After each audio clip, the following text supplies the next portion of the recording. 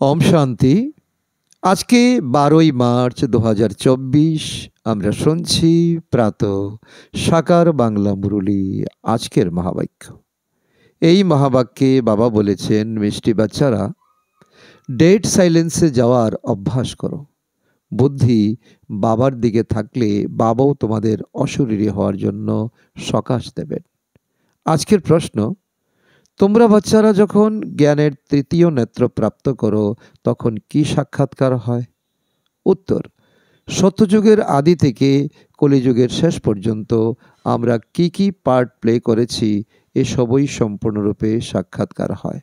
তোমরা সমগ্র বিশ্বকে আদি থেকে অন্ত পর্যন্ত জেনে যাও। জানাকেই সাক্ষাৎকার বলা হয়। এখন তোমরা বুঝেছ যে আমরাই দৈবী গুণ সম্পন্ন দেবতা ছিলাম, এখন আসরিক গুণসম্পন্ন হয়ে গেছি। পুনরায় দৈবী গুণ সম্পন্ন দেবতা হতে যাচ্ছি। এখন আমরা নতুন দুনিয়া, নতুন ঘরে যাব। ওম শান্তি। বাচ্চারা স্মরণের যাত্রায় বসেছে। অসীম জগতের বাবা তো এই যাত্রায় বসেন না। তিনি তো বাচ্চাদের সকাশ দিয়ে সাহায্য করেন, যাতে বাচ্চারা শরীরকে ভুলতে পারে, বিদেহী হতে পারে। বাবা সকাশ দেন আত্মাদের, কেননা বাবা আত্মাকে দেখেন। তোমাদের প্রত্যেকের বুদ্ধি বাবার দিকে যায়। বাবার বুদ্ধি বা দৃষ্টিও তখন বাচ্চাদের প্রতি যায়। পার্থক্য আছে, তাই না? এই অভ্যাস তোমরা করে থাকো ডেড সাইলেন্সের। শরীরকে ছেড়ে আলাদা হতে চাও তোমরা। আত্মা বুঝেছে যে যত স্মরণে থাকবো ততই এই শরীর থেকে বেরিয়ে যেতে পারবো, বিদেহী হতে পারবো। যেমন সাপের দৃষ্টান্ত আছে না? যা দৃষ্টান্ত দেওয়া হয় তার মধ্যে বিশেষ কিছু অবশ্যই থাকে। তোমরা জানো এই শরীর ছেড়ে ঘরে ফিরে যাব, তারপর আবার ফিরে আসব। এসব কথা আর কেউ জানে না। এই ড্রামা কেউ জানে না। কেউই এমন গ্যারান্টি দেয় না যে এই স্মরণের দ্বারা তোমাদের বিকর্ম বিনাশ হবে। এমন কথা কেউই শোনায় না। তোমরা কত শাস্ত্র পাঠ করেছো, গুরুর কাছে গেছো। তোমরা বাচ্চারা জানো আমরা এখন ফিরে যাওয়ার জার্নিতে রয়েছি। আত্মার বুদ্ধিযুগ ওই দিকেই রয়েছে। এখন নাটক শেষ হতে চলেছে। এবার ঘরে ফিরে যেতে হবে। বাবাকেই স্মরণ করতে হবে। তিনি হলেন পতিত পাবন। গঙ্গার জলকে তো মুক্তিদাতা বা গাইড বলা যায় না, তাই না? এক বাবাই লিবারেটর আর গাইড হতে পারেন। এও বড় বোঝার আর বোঝানোর মতো বিষয়। সেটা হলো ভক্তি। তাতে কোনো কল্যাণ হতে পারে না। বাচ্চারা জানে জল হলো স্নানের জল। জল কখনো পবিত্র করতে তুলতে পারে না। এমনও নয় যে ভক্তির জন্য কোনো রিটার্ন বা ফল প্রাপ্তি হয়ে থাকে। ভক্তি মার্গে এরই মহত্ব, গুরুত্ব দেওয়া হয়েছে। আর একই বলে অন্ধশ্রদ্ধা। বংশম পরম্পরা এই সিস্টেম চলেই আসছে। এই শ্রদ্ধা পালন করতে করতেই মানুষ এই উপাধিতে ভূষিত হয়েছে অন্ধের সন্তান অন্ধ। কুসংস্কারে আচ্ছন্ন হয়ে গেছে। ভগবান বাচ, তাই না? কে অন্ধ আর কার দৃষ্টি আছে তা তোমরা জানো। এখন সম্পূর্ণ বিশ্বের আদি মধ্য অন্তকে তোমরা বাবার কাছ থেকে জেনেছ, তোমরা বাবাকে জেনেছ। সুতরাং সৃষ্টির আদি মধ্য অন্তের ডিউরেশনকেও জেনেছ। প্রতিটি বিষয়ে বিচার সাগর মন্থন করে নিজেকেই সমাধান করে নেওয়া উচিত। ভক্তি আর জ্ঞানের কন্ট্রাস্ট। জ্ঞান সম্পূর্ণ আলাদা। এই নলেজ হলো সুপ্রসিদ্ধ। এ হলো রাজযোগের অধ্যয়ন। বাচ্চারা এটাও জেনেছে দেবতারা সম্পূর্ণ নির্বিকারী ছিল। রচয়িতা বাবাই বসে নিজের পরিচয় দিয়ে থাকেন। তিনি হলেন পরমাত্মা। পরমাত্মাকেই পরম আত্মা বলা হয়, পরম যোগাত্মা। ইংরেজিতে বলে সুপ্রিম সোল। সোল অর্থাৎ আত্মা। বাবার আত্মাও বড় হয় না। বাবার আত্মাও তোমরা বাচ্চাদের মতোই। এমন নয় যে বাচ্চাদের ছোট আর বড়দের বড়, না। সুপ্রিম নলেজফুল বাবা অত্যন্ত স্নেহের সাথে বাচ্চাদের বুঝিয়ে থাকেন। পার্ট প্লে করে আত্মা নিশ্চয়ই শরীর ধারণ করেই রোল প্লে করবে, পার্ট প্লে করবে। আত্মার বাসস্থান হলো শান্তিধাম, মুক্তি দুনিয়া। বাচ্চারা জানে আত্মারা ব্রহ্ম মহাতত্ত্বে বাস করে। যেমন হিন্দুস্থান নিবাসী তারা নিজেদের হিন্দু বলে থাকে, তেমনই ব্রহ্মাণ্ড নিবাসীদের ঈশ্বর ভেবে বসে আছে। এখানে ভুল। পতন হওয়ার কারণও ড্রামায় নির্ধারিত। ফিরে যেতে তো পারবে না কেউই, যতই চেষ্টা করো। নাটক যখন সম্পূর্ণ হয়ে যায় তখনই সব কুশীলবরা একত্রে সমবেত হয়। ক্রিয়েটার, প্রধান অ্যাক্টরও এসে দাঁড়ায়। বাচ্চারা জানে এখন এই নাটক সম্পূর্ণ হতে চলেছে। এসব কথা কোনো সাধু, সন্ত ইত্যাদি জানতে পারে না, না বোঝাতে পারে। আত্মার এই নলেজ কারুর মধ্যে নেই, একমাত্র পরমপিতা পরমাত্মা এসে তোমাদেরকে প্রদান করছেন। পরমাত্মা বাবা একবারই এখানে আসেন, বাদবাকি সবাইকে তো এখানে পার্ট প্লে করতেই হবে। বৃদ্ধি তো হতেই থাকে, তাই না? আত্মারা সব কোথা থেকে এসেছে? যদি কেউ ফিরে যেতে পারে তবে এই নিয়মই চালু হয়ে যাবে, একজন আসবে আরেকজন যাবে। একে তো পুনর্জন্ম বলা যাবে না, পুনর্জন্ম তো শুরু থেকেই চলে আসছে। প্রথম নম্বর হলো লক্ষ্মীনারায়ণ বাবা বুঝিয়েছেন, পুনর্জন্ম নিতে নিতে যখন পিছনে চলে আসে তখনই আবার প্রথম নম্বরে যেতে হয়। এর মধ্যে সংশয়ের কোনো প্রশ্নই ওঠে না। আত্মাদের পিতা স্বয়ং এসে বোঝান। কি বুঝান তিনি? তিনি নিজের পরিচয় দেন, যা কারোর কাছে নেই, কোনো শাস্ত্রের কাছে নেই, কোনো গুরু গোসাইয়ের কাছে নেই। সুপ্রিম আত্মা সম্পর্কে তোমরা আগে কি কিছু জানতে? শুধু তোমরা শিব মন্দিরে যেতে, তো যেখানে অসংখ্য মন্দির থাকে, শতযুগে মন্দির পুজো ইত্যাদি হয় না কখনো। ওখানে ভক্তির কোনো পার্টি থাকে না। ওখানে তোমরা পূজ্য দেবী দেবতা হয়ে ওঠো, তারপর আধা গল্প পরে পূজারী হয়ে যাও। তখন তাদের দেবী দেবতা বলা হয় না। তারপর বাবাই এসে পূজ্য করে তোলেন এই সঙ্গম যুগে। আর কোনো দেশে এই মহিমা নেই। রামরাজ্য, রাবণ রাজ্য এখন তোমরা বুঝে গেছো। রামরাজ্যের সময়কাল কত প্রমাণ করা উচিত। এ হলো নাটক। একেই বোঝাতে হবে, উচ্চ থেকে উচ্চতম হলেন বাবা, তিনিই নলেজফুল। আমরা ওনার দ্বারাই উচ্চ থেকে উচ্চতর হয়ে উঠি। উচ্চ থেকে উচ্চতর পদ আমরা প্রাপ্ত করি এই জ্ঞানের আধারে। বাবা আমাদেরকে পড়ান, দৈবিক গুণ ধারণ করতে হয়। বাচ্চারা বর্ণনা করে, তুমি এইরকম, আমরা এই রকম। এই সময় তোমরা জেনেছো না যে তোমাদের তো এই সময় তোমাদের জ্ঞান আছে, আমাদেরও ওনার মতোই সম্পূর্ণ নির্বিকারী হতে হবে। বাবাকে স্মরণ করা ছাড়া দ্বিতীয় কোনো উপায় নেই, কোনো শর্টকাট, কোনো পদ্ধতি নেই। যদি কেউ জেনে থাকে বলুক, এমন তো বলতেই পারে না যে ব্রহ্ম বা তত্ত্ব নির্বিকারী।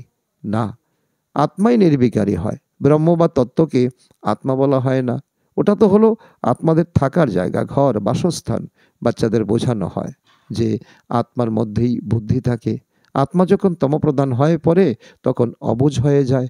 বুঝদার আর অবুঝ আছে, তাই না? তোমরা তোমাদের বুদ্ধিতে কত কত স্বচ্ছ হয়ে ওঠে, তারপর আবার ম্লেচ্ছ হয়ে যায়। তোমাদের পিউরিটি আর ইমপিউরিটির কন্ট্রাস্ট তোমরা বুঝে গেছো। এখন তোমরা এখন অনেক বুঝদার আত্মা হয়ে গেছো। ইমপিউর আত্মা ফিরে যেতে পারে না, কারণ সে ভার হয়ে যায়, পাপে নুব্জ হয়ে যায়। এখন অপবিত্র থেকে পবিত্র কিভাবে হবে, তার জন্য মাথা ঠুকতে থাকে। এটাও ড্রামায় নির্ধারিত। এখন তোমরা জেনেছো না? এ হলো সঙ্গম যুগ। বাবা একবারই আসেন নিয়ে যাওয়ার জন্য। সবাই তো নতুন দুনিয়াতে যাবে না। যার পার্ট নেই সে শান্তিধামে থাকবে। আর সেজন্যই চিত্র দেখানো হয়েছে। বাকি সব চিত্র ইত্যাদি যা কিছু আছে সবই হলো ভক্তি মার্গের। এ হলো জ্ঞান মার্গ, যেখানে বোঝানো হয় সৃষ্টিচক্র কিভাবে ঘটছে, আমরা কিভাবে নিচে নেমে আসি, আমাদের অধোগতি হতে থাকে। 14 কলা থেকে 12 কলা হয়ে যায়। এখন কোনো কলা নেই। নম্বর অনুসারে আছে না? একটারও নম্বর অনুসারে হয়। কারো বেতন 1000, কারো বেতন 1500, কারো আবার 100 টাকা। কতটা তফাৎ হয়ে যায়। পঠন পাঠনও দিন রাতের পার্থক্য আছে। লৌকিক স্কুলে পাস না করতে পারলে তাকে আবার পড়তে হয়। তো এখানে তো আবার পড়ার প্রশ্ন নেই, পদ কম হয়ে যায়। তারপর আর কখনো এই পঠন পাঠন হবে না। একবারই পঠন পাঠন হয় এই সঙ্গম যুগে, যখন পরমপিতা পরমাত্মা আসেন। বাবাও একবারই আসেন কলিযুগের অন্তিমে, অর্থাৎ সঙ্গম যুগে। বাচ্চারাও জানে প্রথমে একটাই রাজধানী ছিল, যেটা ছিল সত্যযুগ। একথা তোমরা কাউকে বোঝালে মানবে। খ্রিশ্চানরা সায়েন্সে প্রচণ্ড তীক্ষ্ণ হয়, আর সবাই তাদের কাছে থেকেই শেখে। ওরা না পারস বুদ্ধি হয় আর না পাথর বুদ্ধির হয়। এই সময় ওদের বুদ্ধি হতবাক করে দিচ্ছে। সায়েন্সের প্রচার সম্পূর্ণরূপে খ্রিশ্চানদের থেকেই এসেছে, সেটাও সুখের জন্যই। তোমরা জানো এই পুরানো দুনিয়ার বিনাশ তো হবেই, তারপর তোমরা শান্তিধামে সুখধামে চলে যাবে। তা না হলে এত মনুষ্য আত্মা ঘরে কিভাবে ফিরবে? সায়েন্সের দ্বারাই বিনাশ হবে, সব আত্মা শরীর ছেড়ে ঘরে ফিরে যাবে। এই বিনাশের মুক্তি অন্তরে শক্তি প্রদান করে। আধা কল্প ধরে মুক্তির জন্যই পরিশ্রম করে এসেছো, তাই না? সুতরাং সায়েন্স আর প্রাকৃতিক বিপর্যয়, যাকে ভাগ্যের পরিহাস বলে, এটাই হওয়া উচিত। বোঝা উচিত এই লড়াই হলো মুক্তিধামে নিয়ে যাওয়ার নিমিত্ত। সবাইকে মুক্তিধামে যেতে হবে।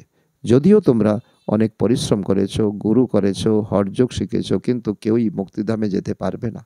কারণ পরমপিতা পরমাত্মাই একমাত্র মুক্তিধামের ঠিকানা দিতে পারে।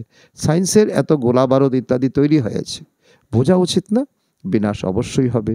নতুন দুনিয়াতে নিশ্চয়ই অল্প সংখ্যক থাকবে, বাকি সবাই মুক্তিধামে চলে যাবে। ঈশ্বরীয় পঠন পাঠনের শক্তি দ্বারাই জীবন মুক্তিতে আসবে। তোমরা সেখানে অটুট অখণ্ড রাজ্য পালন করবে।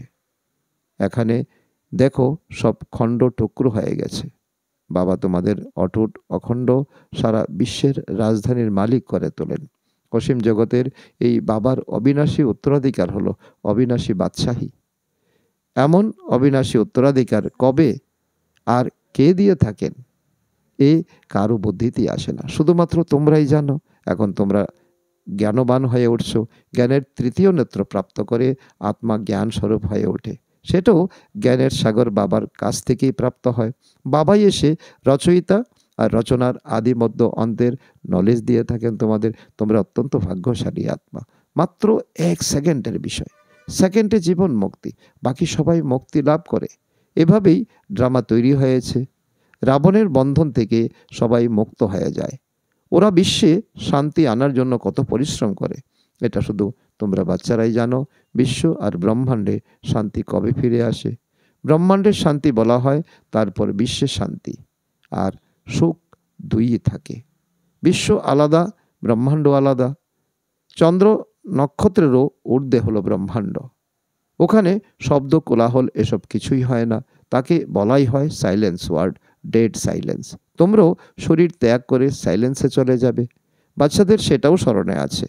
এই সময় তোমরা ওখানে যাওয়ার জন্য প্রস্তুত হচ্ছ, ডেড সাইলেন্সে যাবে। আর কেউই এটা জানে না, তোমাদের তৈরি করানো হয়। তোমরা এখন প্র্যাকটিস করছো। প্রকৃতপক্ষে এই লড়াই হলো কল্যাণকারী। সবার হিসাবপত্র মেটাতে হবে না, সবাই পবিত্র হয়ে যাবে। এটা হলো যোগ অগ্নি, তাই না? অগ্নিতে সমস্ত জিনিস পবিত্র হয়ে যায়। যেমন বাবা ড্রামার আদি মধ্য অন্তকে জানেন, তেমনই তোমরা অ্যাক্টররা ড্রামার আদি মধ্য অন্তকে জানো। এই জানাকেই সাক্ষাৎকার বলা হয়। এখন তোমাদের জ্ঞানের তৃতীয় নেত্র খুলে গেছে। একইভাবে পুনরায় আমরা সারা বিশ্বকে শতযুগের আদি থেকে কলিযুগের শেষ পর্যন্ত সম্পূর্ণরূপে জেনে গেছি। দ্বিতীয় কোনো মানুষ এটা জানে না। তোমরা বুঝেছ যে আমরা দৈবী গুণ সম্পন্ন ছিলাম, আমরাই আবার আসরিক গুণে পরিণত হয়ে পড়ি। তারপর আবার বাবা এসে দৈবী গুণ সম্পন্ন করে তোলেন। বাবা আসেনই পতিতকে পাবন করে তুলতে। দুনিয়ার আর কারো জানা নেই যে এই দেবী দেবতা পরিবার বর্গই সম্পূর্ণ 84 জন্মগ্রহণ করে পাবনই পতিত হয়ে পড়ে। আর এখন পতিত তোমরা পাবন হওয়ার জন্য এই রাজযোগ শিখছো, এটা কারোর বুদ্ধিতে নেই। দুনিয়ার মানুষের বুদ্ধি বিভিন্ন দিকে ঘুরে ফেরাচ্ছে। এখন তোমরা বুঝেছ যে এই সবই হলো জড়চিত্র। অবিকল চিত্র তো তাদের বের করতে পারবে না। ওরা তো স্বাভাবিকভাবে সুন্দর, পিওর। প্রকৃতিতে শরীরও পিওর হয়। এখানে তো সবাই হলো ইমপিওর, অপবিত্র। এমন রং বেরঙের মানুষের দুনিয়া শতযুগে হবে না। কৃষ্ণকে বলা হয় শ্যাম সুন্দর, শতযুগে হয় সুন্দর, কলিযুগে হয় শ্যাম। শতযুগ থেকে কলিযুগে কিভাবে আসে সেটা তোমরা নম্বর অনুসারে জেনেছ। কৃষ্ণ গর্ভ থেকে বের হওয়ার পরেই তার নামকরণ হয়ে যায়। নাম তো অবশ্যই চাই, তাই না? সুতরাং তোমরা বলবে কৃষ্ণের আত্মা সুন্দর ছিল শতযুগে, তারপর শ্যাম হয়ে গেছে কলিযুগে। এই জন্যই তাকে শ্যাম সুন্দর বলা হয়। কৃষ্ণের জন্ম পরিচয় জানা অর্থাৎ সম্পূর্ণ চক্রকে জানা, কত রহস্যময়, যা তোমরাই বুঝেছ, আর কেউ জানে না। তোমাদের এখন নতুন দুনিয়া, নতুন ঘরে ফিরে যেতে হবে। যারা ভালো করে পড়াশোনা করবে তারাই নতুন দুনিয়াতে যেতে পারবে। বাবা হলেন অসীম জগতের মালিক, সমস্ত আত্মাদের পিতা। এ হলো ঈশ্বরীয় পঠন পাঠন। এর মধ্যে কোনো সংশয় বা প্রশ্ন উঠতেই পারে না। এর মধ্যে শাস্ত্রের তর্ক বিতর্ক করার কোনো প্রয়োজন নেই। একজন টিচার যিনি উচ্চতম, তিনিই বসে পড়ান। এ হলো স্পিরিচুয়াল নলেজ। আর ভক্তিতে তোমরা স্পিরিচুয়াল পড়াশোনা তোমরা করতে পারো নি, তোমরা ফিলোসফি পড়ে এসেছো। এটাই সত্য। সত্যনারায়ণের সত্য কথা শিক্ষারূপে শুনিয়ে থাকেন। আর এখন তোমরা সত্যনারায়ণ হওয়ার শিক্ষা প্রাপ্ত করছো। আচ্ছা, মিষ্টি মিষ্টি হারানিধি বাচ্চাদের প্রতি মাতা পিতা বাপদাদার স্মরণের স্নেহ সুমন আর সুপ্রভাত। আত্মাদের পিতা তার আত্মারূপী বাচ্চাদেরকে জানাচ্ছেন নমস্কার। আমরা আত্মারূপী সন্তানরা আমাদের মাতা পিতা বাপদাদাকে জানাই স্মরণের স্নেহ সুমন এবং সুপ্রভাত। ধারণার জন্য মুখ্য সার: 1 নম্বর, নিজের সমস্ত হিসেবপত্র মিটিয়ে দিয়ে সাইলেন্স ওয়ার্ল্ডে যাওয়ার জন্য প্রস্তুত হতে হবে। স্মরণের বলের দ্বারা আত্মাকে সম্পূর্ণরূপে পবিত্র করে তুলতে হবে। নাম্বার 2, জ্ঞান সাগরের জ্ঞানকে স্বরূপে নিয়ে আসতে হবে। বিচার সাগর মন্থন করে নিজের সমস্যা নিজেকেই সমাধান করতে হবে। জীবন মুক্তিতে শ্রেষ্ঠ পদ প্রাপ্ত করার জন্য দৈবী গুণ ধারণ করতে হবে। আজকের বরদান: বাবার সাথে থাকতে থাকতে তার সমান হয়ে সকল আকর্ষণের প্রভাব থেকে মুক্ত ভব। যেখানে বাবার স্মরণ আছে, অর্থাৎ বাবা সাথে আছেন, সেখানে বডি কনসাসের উৎপত্তি হতে পারে না। বাবার সাথে বা পাশে থাকা আত্মা দুনিয়ার বিকারী ভাইব্রেশন অথবা আকর্ষণের প্রভাব থেকে দূরে থাকে। এরকম সাথে থাকতে থাকতে বাবার সমান হয়ে যায়। যেরকম বাবা হলেন উঁচুর থেকে উঁচু, এরকম বাচ্চাদের স্থিতিও উঁচু হয়ে যায়। নিচের কোনো কথা তার উপরে নিজের উপর প্রভাব বিস্তার করতে পারে না। আজকের স্লোগান: মন আর বুদ্ধি কন্ট্রোলে থাকলে অশরীরী হওয়া সহজ হয়ে যাবে। আচ্ছা, ওম শান্তি।